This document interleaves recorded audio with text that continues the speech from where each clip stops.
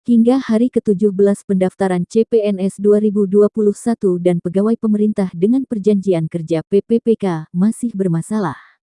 Terutama untuk pelamar PPPK 2021 formasi guru.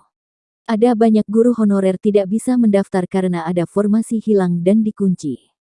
Menjawab masalah tersebut Kementerian Pendayagunaan Aparatur Negara dan Reformasi Birokrasi Kemenpan RB mengeluarkan surat nomor B-1075-SSM, pukul 1-2021 tentang ketentuan peserta seleksi kompetensi 1 pada pengadaan PPPK untuk jabatan fungsional guru.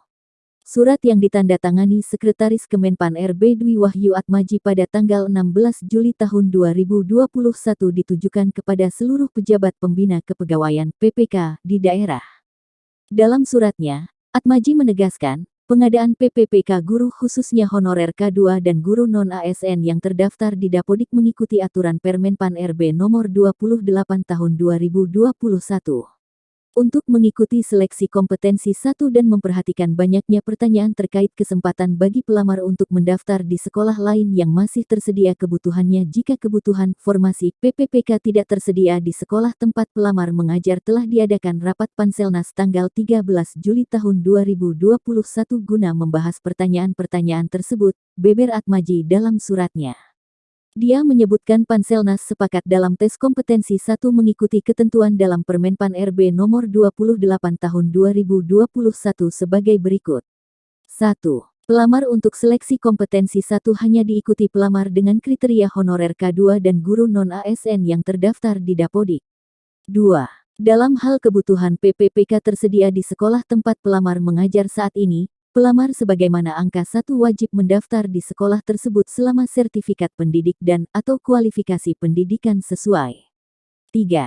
Jabatan yang sudah dilamar oleh pelamar sebagaimana dimaksud dalam angka 2 tidak dapat dilamar oleh pelamar yang berasal dari sekolah lain. 4. Dalam hal kebutuhan PPPK tidak tersedia di sekolah tempat pelamar mengajar, pelamar bisa mendaftar di sekolah lain yang masih tersedia kebutuhannya.